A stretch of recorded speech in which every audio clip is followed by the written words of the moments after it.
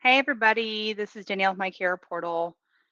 It will just be a few seconds here and we'll go ahead and get started.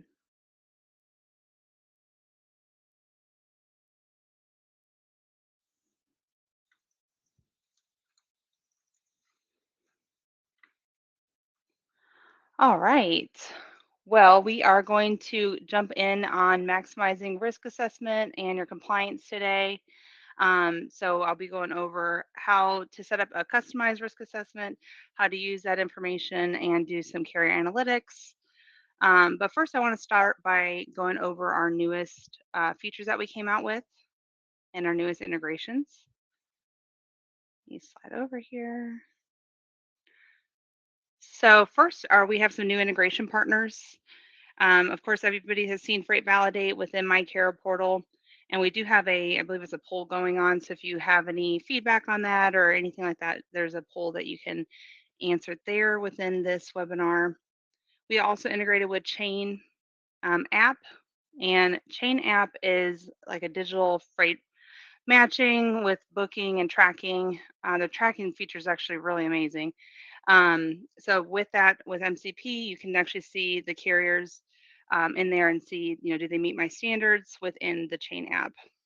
DrumKit is another one of our newer integrations. And for that one, it's an email plugin. So you'll be able to see that with Outlook and Gmail. I think there's other platforms too on the email part, but there's email plugins, and that will show other platforms that will pull in, like MyCarrierPortal. So while a carrier is emailing you, you'll be able to see, okay, does this carrier meet my risk assessment? That's all tied in within your email with DrumKit. So those are some of our new integrations. If you have any questions on those, feel free to reach out to us. We can also get you in touch with a rep from one of those companies as well. Some other new things that MyCarrierPortal just came out with. Now, whenever you get an email saying that the carrier packet is completed, you'll see here on the left side, it will say basically the same thing like you had before, but then we're also going to do a copy of their risk assessment. So you can see all of the infractions that they've had all within that email that we can kind of keep track of at the time I set up this carrier, what was their infractions versus, maybe if you check them a couple weeks later and then what their infractions are then. So that email will help you keep up with at the time that you signed up the carrier, what exactly were those infractions. That's going to be in your email now. Another update, which is very exciting, is after a carrier finishes their packet, we have been showing their IP address within the affidavit, so within the carrier packet. Now it's going to be showing within MyCarrierPortal underneath this carrier packet tab. So show the IP address, and then if they allow for the geolocation, which is one of those prompts, probably you see this all the time whenever you're on different websites, but one of the prompts that says allow location, that's where this geolocation will come on. So if they deny it, you'll see this message, user denied the request. And then if they accepted it, you'll actually see their exact location, and you can click on that map and it actually will pull up Google Maps for you and show you exactly where this guy's at. So pretty cool there. I would maybe even make it like a mandatory thing where, hey, you didn't show your location. Can you go back in, update that, confirm your confirmation with us, so that way I know exactly where you're coming from. Also, with the VIN verification, we basically did the same thing. So whenever a driver sends in their picture of their truck showing their VIN number, that as well, we're collecting their IP address. And then they also have the chance to show their location. Basically, same thing. It says allow access to their phone whenever they do the live photo, and then allow access to their location. So that's whenever you'll see their location, like here, click on that map, you'll see exactly where they're at when they took this picture anyways. And then if they did not allow it, it'll say user denied. So kind of same thing, just like before with that packet. If you see that that's happening, hey driver, I understand that if you don't want to show your location, however, in order for us to go forward, we would like to see your location so I can confirm, you are where you say you are. And they can always resubmit in that link as long as that link's only active for 4 hours. So after that link, you'll have to resend them a new VIN verification. If you have any questions on that, though, just feel free to reach out to MyCarrierPortal, either help@mycarrierportal.com, or you can always give us a call and we can go over it that way. So yes, any questions help. If you need extra training as well, this is our training, and here's our contact number. I'll pull this back up at the end as well.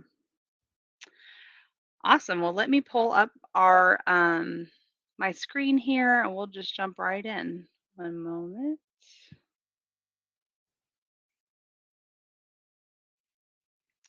So first things first on the risk assessment. So this is going to be as an admin level. If you are a lower level user, you won't see these same buttons. So if you're an admin, this is where you can go in and adjust this risk assessment. So basically, your risk assessment's either here or on the left side. Once you're in there, you'll see the industry standard one. And then if you've created your own risk assessment, you'll see that right below that. If you have not, what you'll do is you can clone this industry standard. So you'll go here, actions, clone, name it whatever you need to, hit OK. And then that will set up a new risk assessment for you. And then from there, we can edit it and you can make this totally customizable to what your company standards are.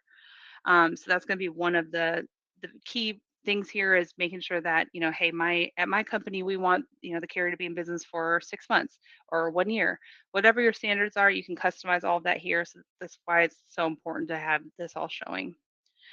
So let's jump in here and I'll show you how to edit. So let's say you go to your standard actions, edit, and I'll kind of go through the big ones that usually I go through with training or new setups. First things first is if you allow intrastate carriers, make sure that that's clicked there. In our industry standard, that one's unclicked. So if you've been having an issue setting up just intrastate carriers, still have that clicked or click that here. That way you can set those guys up. It will still give you that message, possible intrastate carrier. That way you can confirm, hey, this is this load I'm actually doing with this carrier, an intrastate load within their state. So you'll still have that, flag pop up. Other things that are standard with us would be like if their DOT is inactive or they're out of service, those will automatically go in as a fail. Obviously, these carriers should not be running anyways. You'd be surprised what they try to do. But next one that a lot of people change is the broker authority. So if a carrier has an active broker authority, we have that automatically set up as a review. But if you're wanting it where, hey, my guys don't need to have my permission for, getting this carrier onboarded if they have an active broker authority, they know the ropes, they know to say, hey, is this your asset truck? Do that VIN verification. So you can always customize that to maybe medium or low, just depending on how your team operates. But of course, whenever you see this broker authority active, I definitely would do that VIN verification at that point just to confirm, hey, is the truck that you're using for this load with your company? That will help confirm that. If this is something you don't care about, you can always unclick and then we're no longer judging the carrier on that. Next tab, insurance. So here you'll see it's automatically set up to where 100,000, or excuse me, 1 million auto liability, 100,000 on cargo. But you're able to customize this as well. So let's say like, hey, at my company we have a minimum standard of 150,000. So you can update that there at any time. And I'll show you as well where you can make more than one risk assessment as well. So if you have a certain commodity or customer that needs to be treated differently, you can specify that. We'll go over that here in just a bit. Let's see here. Sorry, I was just going to double check if I had any questions in here. Um, Also, the AM Best rating. I know we went over this in previous webinars, but I would make sure that their AM Best rating is, to standards of what you need. So let's say currently this is how it's set up.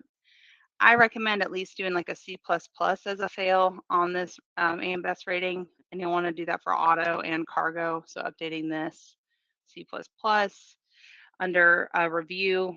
I think a B plus to a B minus, that should be a review, or even B plus plus, basically making it where any of the A ratings or higher, those are acceptable, but anything lower than an A rating is going to hit either a review or a fail, depending on. So if I set that up like that, this is kind of my recommendations. Then I would just unclick these because we're no longer needing these parts. We're just needing to know, the B plus plus to B minus on auto, C to S as fail. Let's see here. So another thing as well, if the carrier has our insurance expiring or canceling within 7 days, that's what we automatically have it set to. If you want that to be longer or less, this is where you would update that. Also, if you do a lot of reefer loads, this is a good one to have. So if the certificate does not have reefer breakdown, have that hit some sort of alert, at least so you can be aware of it and they're not having to actually go into the profile each time. Now, sometimes if you see this error or show this as an infraction saying that they don't have reefer breakdown, still go into that certificate and just make sure, because sometimes the insurance agent puts it in a different spot. It doesn't get read right, so it's not entered. So maybe it's on there. If it's not on there, though, you would want to have us request it for you, um, or have that conversation with that carrier.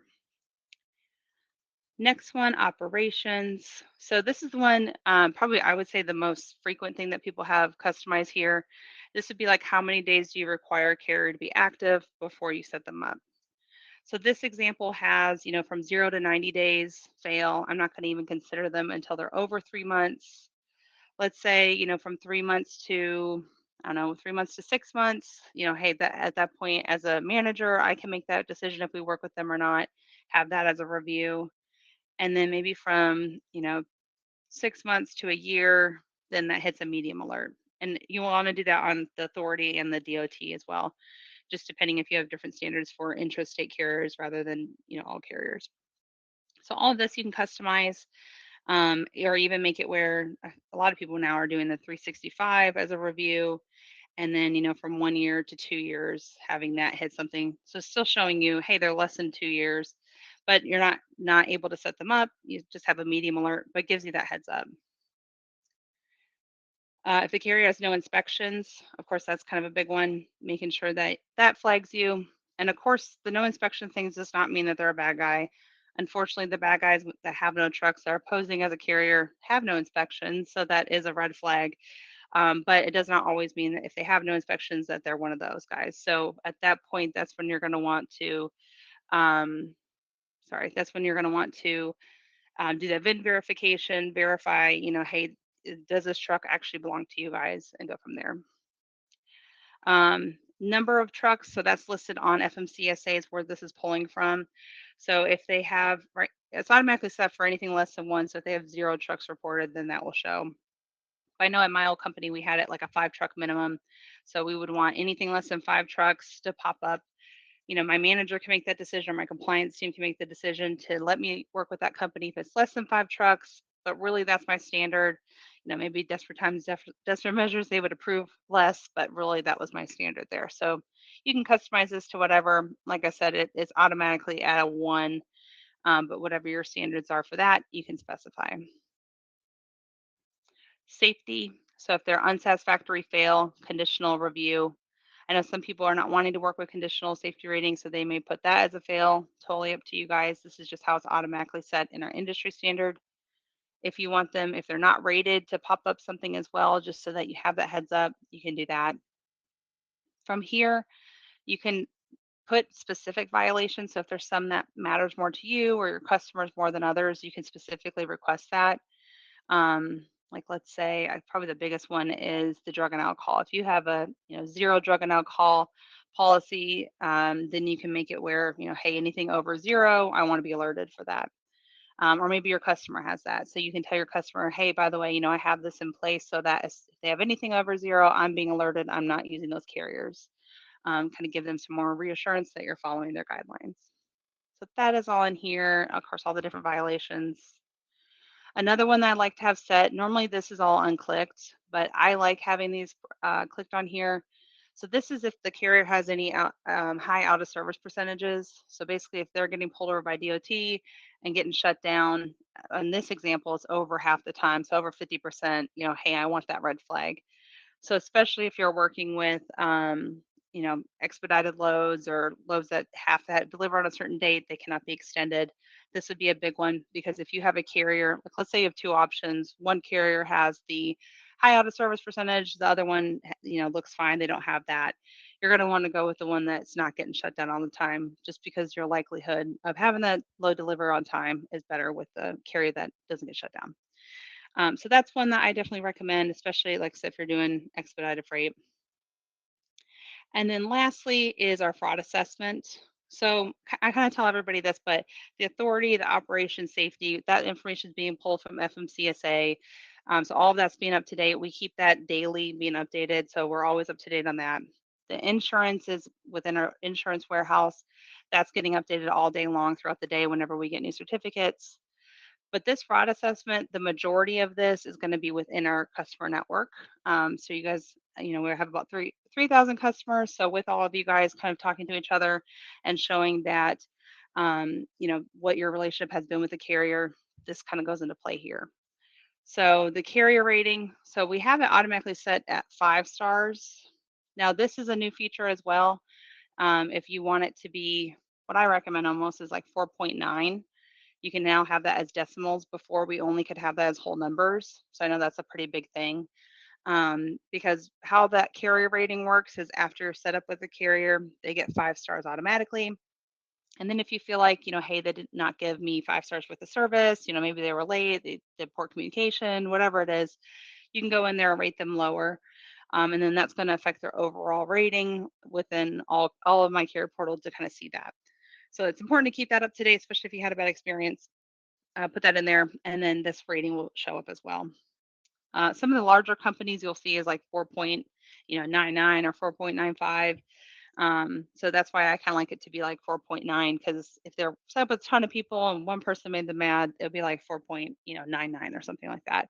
And just from one review, maybe I'll overlook that. Next part is our double brokering alerts. Now, this section is actually our old double brokering alerts. So if you're familiar with us prior to this year, before we had just a button you would press that said, hey, this person double brokered, double brokering alert. Now we've replaced that with our fraud, our incident reports. So this incident reports with fraud down below here, that's actually our up-to-date information. So if you get the double brokering alert ever pull up on a carrier, that means it was prior to 2024 of them being alerted for a double brokering alert.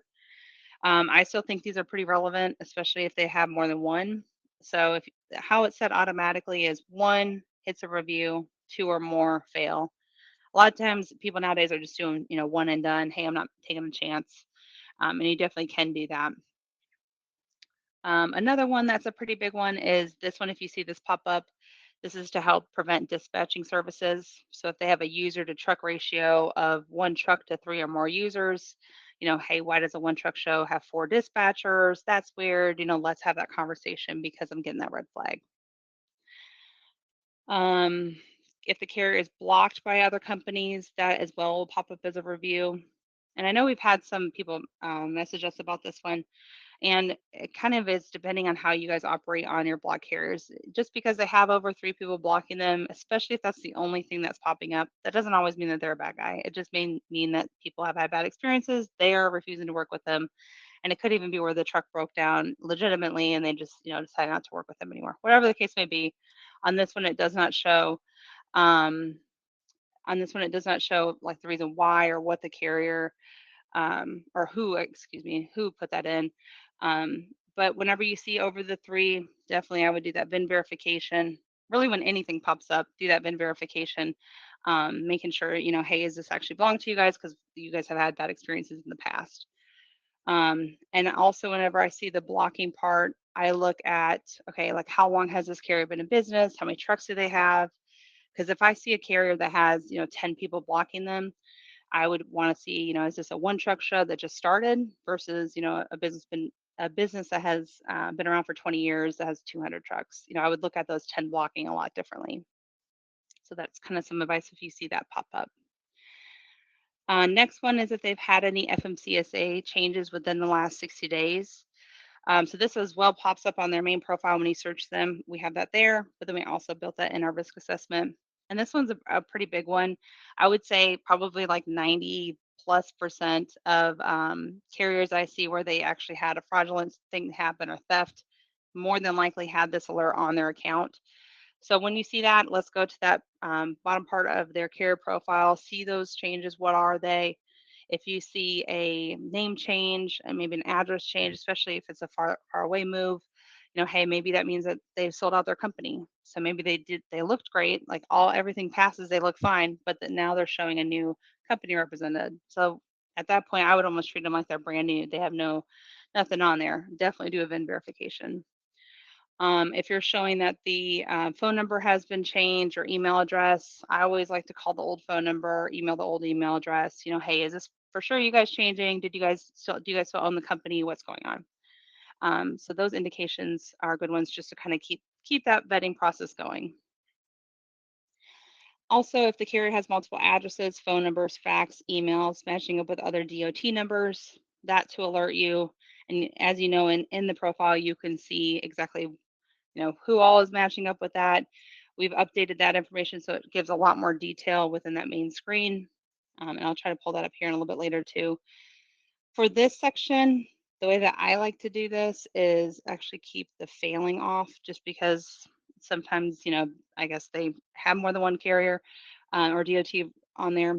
I like the email address to show as one because typically if they have the shared email, they're definitely connected. So I like one of them to show up as that review. That way I can kind of see, hey, is this person connected? And then also with this multiple addresses and phone numbers, if they're freight validated, that means they've disclosed that within FMCSA that they are connected with other people because Freight Validate is checking that. If the incident report, so kind of touched on this earlier, but the fraud part will show on fraud, double brokering, and theft as well. So that will all show up there if they've had any reports. So specifically fraud and double brokering is right here. So maybe, hey, one of them, I like to do one and done, so one fail, but maybe, hey, I'll read it, I'll talk to them. If there's one, two or more, hard fail, I'm not going to talk to them. Under the incident report, so any type of report period, and this could be held on hostage, this could be unresolved claim, those are kind of the bigger ones. But it also could be, canceling a load or poor communication. That could be in there as well. So let's say if you do two or more, some people even like one or more because they want that to hit their desk. Hey, let me read those reports. Let's make sure we want to work with them. And up to you, but the failing part, I like to make it where as long as I have control as to who's setting up with who and I have that review, it's hitting my desk. I'm not necessarily going to fail somebody just because they've had, three cancellations if that's my only truck I can choose from. I'm definitely going to be, using somebody else over them, but if that's all I have, I would do that plus extra vetting. Last section here, so Freight Validate, as you know, we're integrated with them now. So if they have a warning status, that's hit review or fail if they're completely that red X or invalid. So review and fail. I recommend this being the case. If you see a carrier though that has like an invalid status, hey, I know this guy. I don't know why he's a red X. Just refer them back over to Freight Validate. They'll look into that. You also can have, if you're not already a member of Freight Validate, we have a 14-day trial with them. See exactly what that status means. Because sometimes you'd be connected. You'd be surprised where whenever you're looking up that carrier and they show that red X, hey, I use them all the time. Well, they're actually like affiliated with this big web of carriers, and maybe they've been. I had one the other day where they were double brokering the whole time, and they just had no idea. They were fortunately delivering all the freight. But anyway, so seeing that information and really being able to still dig in more is, crucial. So Freight Validate is mainly checking for virtual addresses, also making sure that their business license is matching up with their name. So making sure, they're not trying to pose as somebody else. And then also if they're connected with other carriers or other DOT numbers, then they did not disclose that information with FMCSA, that will also pop up as a red X. So those are probably the most common things you would see as a red X on those. So, definitely valid. Invalid status, you do not want to work with those guys. Next one, I actually had a customer of mine talk to me about this the other day. The undeliverable mail returned from address heading a review. And this would be where whenever, after you set up with FMCSA or make changes, they send something in the mail. They have a code on there. You log in, you put that code in. So basically verifying that, yes, this address does belong to you. So if it's shown undeliverable, that means that that's happened. I've never seen where that works out pretty well. So I, either review or maybe even fail, hey, you need to verify that before we go forward. Also within our risk assessment, the carrier, this is what's normally selected under industry standard is if they're based out of California, that hits. I believe it's showing as a review.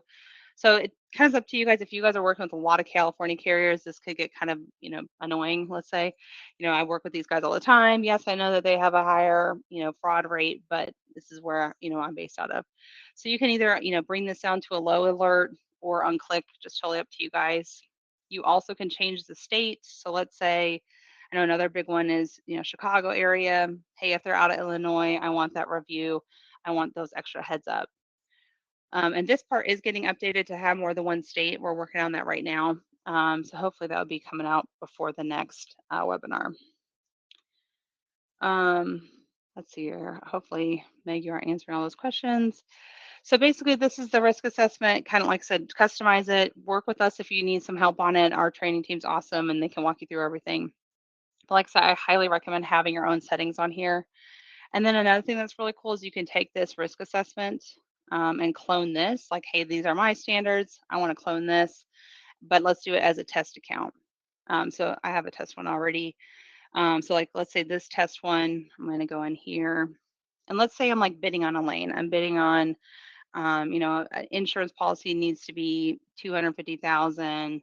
They're requiring them to have that A rating only, whatever the case may be. I'm going to put that in here. Maybe, hey, they want them to be in business for, this is still a year, but maybe they want the 5 truck minimum. Let's do that, hit save. Kind of give you all that information on this test account. So whenever you go to your carrier analytics, you can see, okay, out of all the carriers I'm set up with, or all the carriers within FMCSA, how does everybody stand based on my assessment? So we have I think this is the new standard one, was the one we just edited. So that one's here. I can see that for my carriers or all carriers within FMCSA. And then if I'm running that test one, I can go to my test account and see, okay, out of all these carriers, how many of them could I not use if I had these new stipulations in there that my customers wanting to follow? Kind of help me go through that. Or also you can use that test account where, hey, I kind of want to be stricter on this, or I want to be more lenient on this with my risk assessment. Before you actually go live with that with your whole company, do that on that test account and just see how that actually works out with your carriers. Even here, you could go down at the bottom, like you can specifically look at, who's not failing or who's failing this, who's failing that. So let's say we're looking for something, and this is our test account, so I don't have a lot of carriers in here, but let's say I'm looking for who fails like FreightValidate, who's actually is not able to validate. I can go here, click on my failing carriers. It'll give me a whole list. I can export this list. It will pull into an Excel file. And then I can look up each of those carriers and say, okay, do I need to turn them off within my TMS? Am I still wanting to work with them? Especially because they're showing as an actual invalid, that red X. So that's basically the biggest thing with that carrier analytics. It's a huge thing to go through and really know what's going on with your carrier base. So that's kind of all I have today on our risk assessment and the carrier analytics. And like I said, if you guys have any other questions, feel free to share that. I want to just show that information one more time. 1 second. Here we go. So if you have questions, this help email or this training, if you want training, that's there as well, or calling our help desk. Really appreciate you guys' time. And if you have any other questions, we're also going to be in that chat for a little bit longer. We can message back there or get back with you in an email. Thanks, guys. Have a good day. Bye.